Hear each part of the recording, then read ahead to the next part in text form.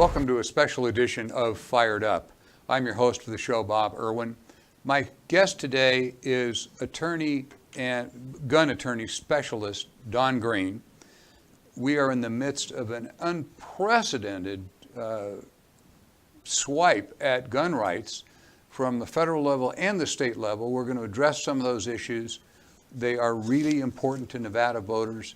So I'm just going to start off and we'll look at the local stuff here in Nevada. We have AB 291 and AB 153. AB 291 is a catch-all that's having every gun law possible added to it. Don, you've been keeping up with this. What's going on with it? Okay. Again, we don't want the people of the state of Nevada to go to sleep, because they are going to sleep and they're not paying attention. They're not paying attention to a significant point of the Nevada legislature passing a preemption law. The preemption law would allow the local municipalities, counties, cities, to literally enact their own gun ordinances. Now, in 2015, the Nevada legislature, which meets only every 2 years, enacted a law which said that the Nevada law preempts all laws in the state of Nevada, and therefore it cut out the registration of firearms when you purchase a firearm or when you go to the police department. Now, that cut out the old blue cards. Now, 4 years later, when the Democrats are in control of the Nevada Assembly and the Nevada Senate, there is this bill which now says that the prior bill of preemption is now being taken over so that cities and municipalities can enact their own gun-free zones anywhere. Literally, City of Las Vegas, Henderson, Clark County, North Las Vegas could say, under this law, theoretically, no guns, period. People say, I have the right to bear arms in the Second Amendment. Nevadans, you have got to forget about the Second Amendment. You've got to get angry. You've got to be aware that Nevada has its own constitutional provision for firearms. And it says that you have the right to bear arms for personal defense, self-defense, and other lawful means, and sporting events. That's what it says. It's very clear. So forget about the Second Amendment. We also have on our books some 170 laws pertaining to firearms, including the new background check law, which, what was it? Introduced on Friday, special emergency session to allow people to talk on Tuesday or Monday. The Assembly signs it, approves it on Tuesday. By Thursday, the Nevada Senate approves it, and Governor Sisolak, anti-gun, signs it into law. The issue now, as Bob may point out, is that what the Legislative Counsel Bureau does with the law. Right, it's being reviewed now to see if if passes muster. It has to be that it doesn't conflict with other laws and create confusion where you have one law saying one thing and another law saying something else. We just had a news conference, I believe, about 3 or 4 days ago, where the Las Vegas the county is trying to make now the Strip, under this new law, a gun-free zone. So that's to protect the tourists or to prevent tourists from defending themselves. There's a thing, they have this high crime on the Strip and all these gang shootings and robberies and so forth and so on. So if you can't go to the Strip, the public property on the Strip with your firearm, are you going to go? Already, most casinos you can't go into.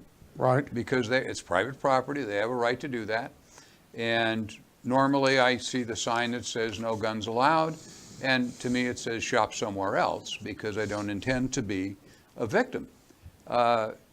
Apparently, what we're looking at is making this whole section of Clark County a gun-free zone immediately, right now. That's correct.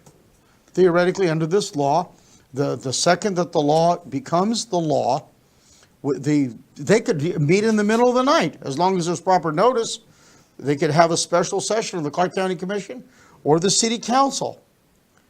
But what they're forgetting is that in the background check law, I'd made suggestions. Now, there's somewhat that they follow, and that we actually filed the lawsuit in December of 2016 against the state of Nevada, the Nevada Department of Public Safety, and the Nevada Department of Taxation, that the background check proposition number 1, which mandated background checks of private sales, I talked to Bob for over a year, and we said that the issue here is not the right to bear arms. The issue here is taxation, that the background check law is void for vagueness because it creates an impermissible tax. Now, in the new background check law, there are 3 things that Nevadans have got to think about in the background check law, because everybody's complaining and moaning and sitting around drinking coffee in these little coffee cliques or at the gun shows, bitching and moaning that all of a sudden, what's happening? Well, they got to look at the law. And in the new background check law, there's 3 important features. Number 1, paragraph 3, subsection 6, which I kept telling people, it says, we have the right to bear arms in Nevada, but bearing arms comes with certain responsibilities. And those responsibilities include keeping felons, domestic violence abusers, and other prohibited persons from possessing firearms. That is very admirable. Now, it's in the law for the background check law. It's buried in there, but we can use that. Second, the new background check law is free. We've always had a free background check law in Nevada for years. Nobody used it. I've used it on a couple of occasions. And you got to fill out in blue ink. Now, that's how specific it is. You send it in, about 10 days later, you get a letter saying proceed with the sale. Next, there is no taxable consequence between the buyer and the seller. There's no taxable consequence which the FFL, the pawn shop, the gun store, has to charge. What does this have to do with things that are going on right now? Absolutely everything. Because now we have the proposed magazine ban. We have a ban on the parts. We have a ban on modification of the firearm, which is admirable. But if you can address why we have these laws, what is the effect of these laws picking away at the rights to bear arms, in your experience?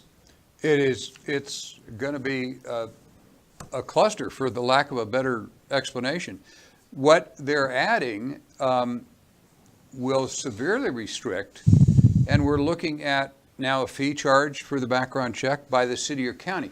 When the preemption goes away, the cities, counties, and townships can then do what they will. So it doesn't just come with a county banning magazines of standard capacity or trigger jobs. It says anything that makes a gun fire faster might make it like a machine gun. So in talking with gunsmiths now, if you put a Glock pistol comes with a 5.5 pound or 8 pound trigger, and if you put a 5 pound trigger in it, which everybody shooting targets does, and every experienced shooter I know has the reduced, does that make it possible to fire the gun faster?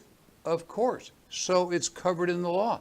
And those parts become unlawful. When we have a magazine ban, which is in that bill, how do they know?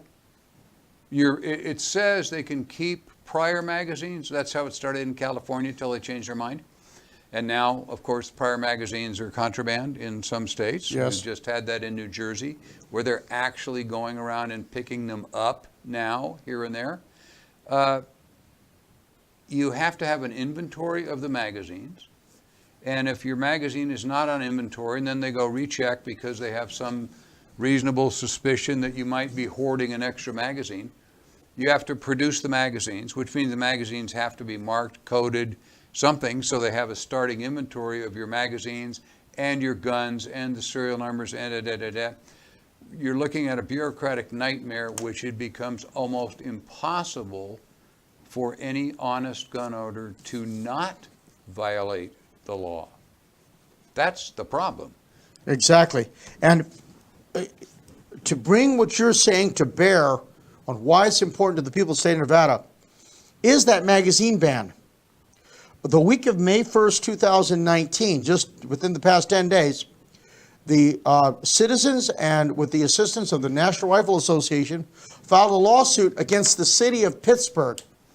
The city of Pittsburgh enacted its own ordinance, which said that it banned what considered high-capacity magazines of more than 10 rounds. And they misled the public in this ordinance under the guise of, quote, gun control and safety, end quote. But not realizing that the magazine that comes with many of these AR-15s, many of these legal AK-47s, are 20 and 30 round magazines, which are the standard. But subtly, the city of Pittsburgh and the United States House of Representatives, there's a bill in the House of Representatives to ban quote, high capacity magazines and to tax ammunition up to 50% for the ammo. So the lawsuit filed by the citizens with the help of the NRA in Pittsburgh is part of a movement which Nevadans have got to start doing and not go to sleep. Mr. Irwin and I have talked many times on the issue that you've got to start acting, because when they come and take your magazines, when they come and take your AR-15s, or when they ban these types of weapons, or the semi-automatic pistols like the Glocks, most of them in the standard size of a Glock, most of them carry more than 10 rounds in their magazines. How are you going to prevent that weapon from chambering more than 10 rounds? You have to modify the interior of it somehow.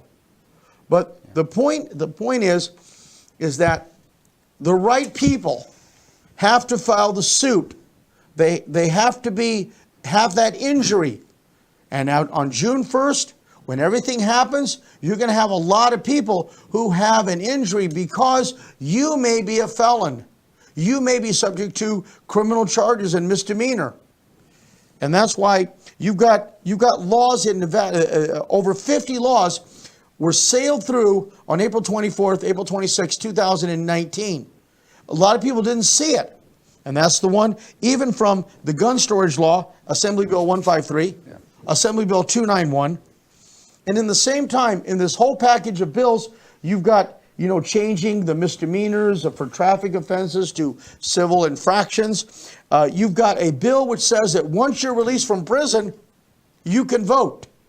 There's a new voting base for the current anti-gun lobby. And that's what it's all about, Bob. It's not about safety. If you want to have safety, then ban all cigarettes. Because each year, 370,000 plus or minus Americans, men and women, adults, die as a result of lung cancer directly attributed to smoking. So, ban cigarettes. Have another prohibition. Ban cars. 60,000 people a year are killed in auto accidents. Ban all cars, period. Forget about this, this Green Deal or whatever. If you want to save lives, do that.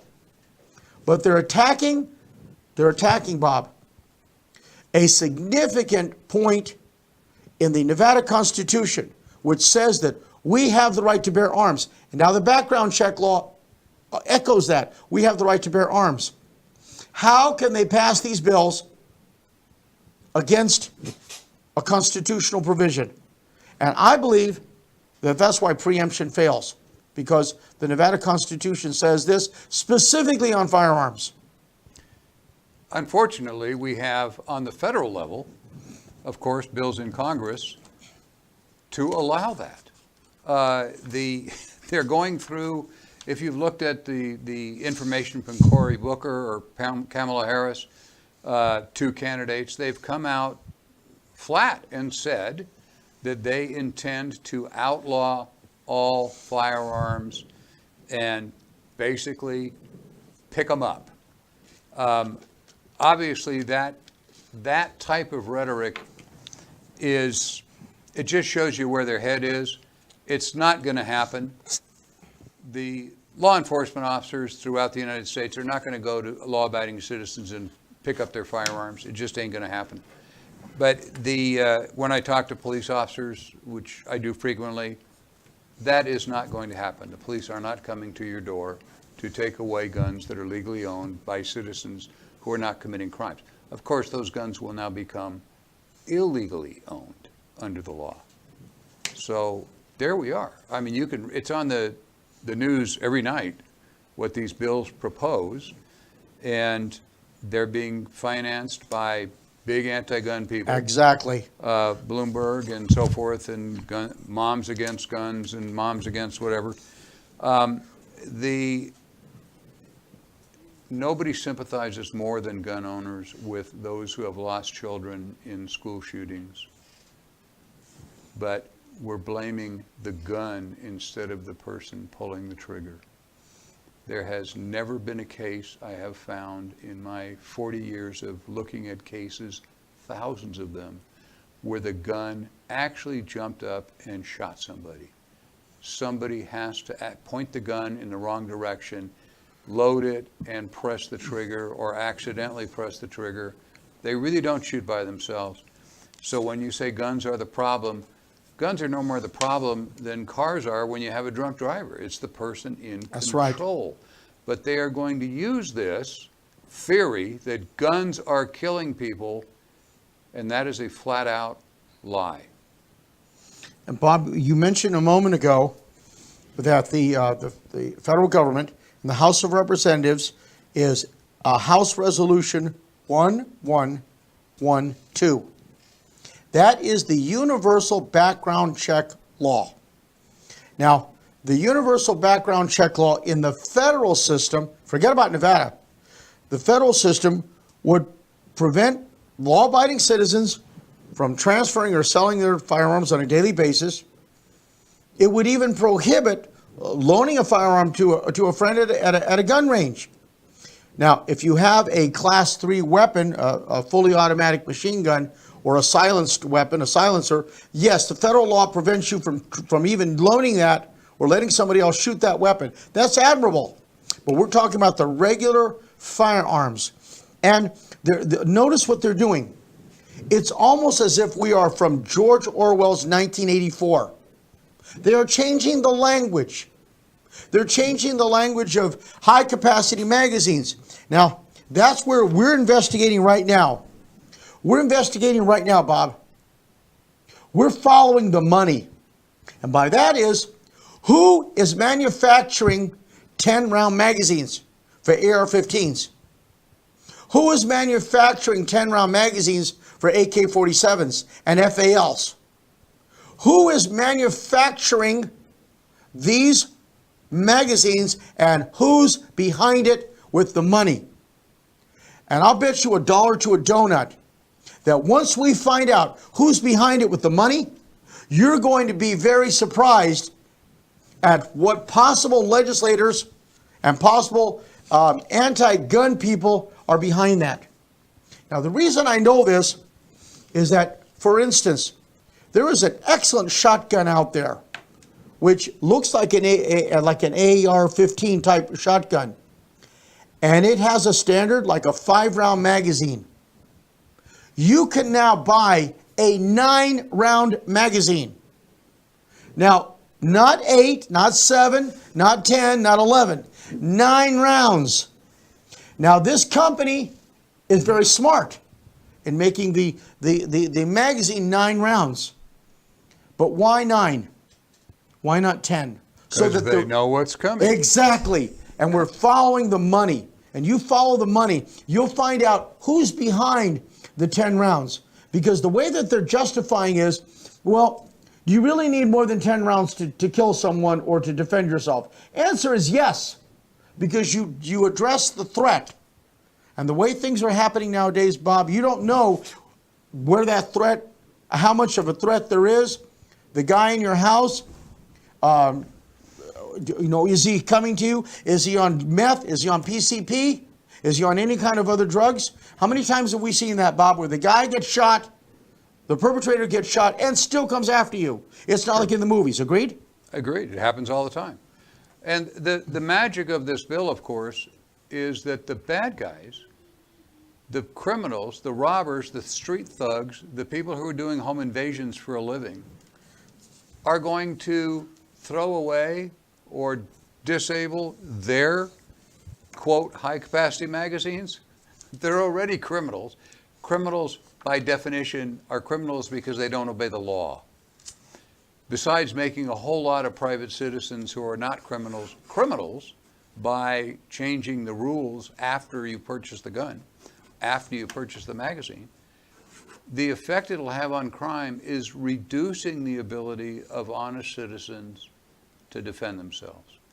And if an honest citizen defends himself with an illegal magazine, there are already cases on the books in California and New York where the individual who was defending himself ended up in jail because he used an illegal firearm, illegal magazine, whatever, and he actually went to jail for defending his own life.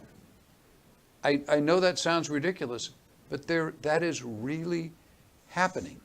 It's happening in California, New York, New Jersey, yes, and it is about to happen in Nevada. On the federal level, we're basically stuck. You know, if they change the law in Nevada, I've often told people, you can move to Wyoming, you know, you can move to Montana. If they change the federal law, doesn't matter. We're done. The guns you own are garbage. They'll be ground up. It just is incredible that people, this is going on right now, and there have been some coverage in the paper. The NRA has been covering it and so forth, but the average citizen doesn't read all that stuff. I wish the average citizen watched this show. They don't. We have people that watch it, and the gun people are spending their time morally talking to each other instead of talking to the general public. Right. We need to find a way to let people understand what is going to happen in this upcoming election if pro-gun people are not elected to office. The practice of you having a gun in your home may be gone forever. Or until the next legislature in 2022 or 2020, it's going to be ping pong politics unless we have people, as you say, to stop sitting around drinking their coffee. They need to start sitting around with people to act. Because again, what's happening in Congress with this H.R. 1112 and with the other laws of banning firearms is they're changing the language. They're changing the language of what used to be a sporting rifle is now an assault weapon, quote, with menacing looks, coupled with the public's confusion over fully automatic machine guns versus semi-automatic assault weapons. Anything that looks like a machine gun is assumed to be a machine gun and can only increase the chance for public support for the restrictions on these weapons. That's like right out of the congressional record of what the people in the House of Representatives are doing. Now notice, in order for that to become law, the House of Representatives has got to send it over to the Senate. Now, thank goodness we have a majority of Republicans in the Senate. But forget about who's Democrat, forget about who's Republican for a minute. We got to follow the money. And if they want to cite statistics, in 1959, the American public through the Gallup poll was 60% for gun control. In 2018, the Gallup poll showed that there was 71% of the people were opposed to gun control. And that is during the administration of Donald J. Trump. And that's a Gallup poll, which is probably, I would say, one of the most respected long-time polls, rather than what you see on MSNBC and CNN. We probably poll their own audience. But if we look at the definitions which are attributed It could literally include like the what is that little Ruger, the 22? Right. It's got a little magazine with it. Ruger Mark II pistol. Exactly. Ruger semi-automatic. The pistols, all the Glocks, most of the FNs, including the new Sig Sauer in the 9mm version of the weapon, which is going to be used by our soldiers. No longer the 45, no longer the Beretta. Now they've gone to a Sig Sauer variation in 9mm, which is going to hold about 15, 16 rounds. What's going to happen? What's going to happen with this, Bob? Well, the guns are going to go away because the way they're wording the laws are that if the gun is capable of holding a magazine that holds more than 10 shots, the magazines themselves being outlawed doesn't matter. If the magazines exist that would make the weapon hold more, the magazine is illegal, but you can't have the gun if it's capable of taking Exactly. the magazine. You follow the wording here? That's a very good point, what Bob. magazine-fed anything is not capable of accepting a magazine that holds more than 10 shots. It isn't that somebody even has to actually make one. It's that the gun is capable of holding one. So what they do is they all become assault weapons. I mean, this is the same people who made up the term you hear in the news all the time, a semi-automatic machine gun. There is no such thing as a semi-automatic machine gun. There's selective fire that do both, but a machine gun, by definition, fires more than one shot with a single pull of the trigger. So they're registered and background and everything by NFA branch, National Firearms Act, for years and years and years. And one of the statements that the ATF made to Congress when this bill was being first put together on the old assault weapon ban was they don't have any record of a legal owner of a registered machine gun committing a crime with that machine gun. Well, of course there were minor crimes committed. They were firing in the wrong area, but they're talking about serious crimes. People don't spend the money, they're extremely expensive, go through all this paperwork, taking, in some cases, years, to legally own a machine gun, a real machine gun, and then go out and rob a 7-Eleven or shoot their next door neighbor. It doesn't happen. It's criminals that are doing that. Criminals are already criminals. Again, they're not going to obey any gun law that's on the books. The honest citizens will and find themselves disarmed.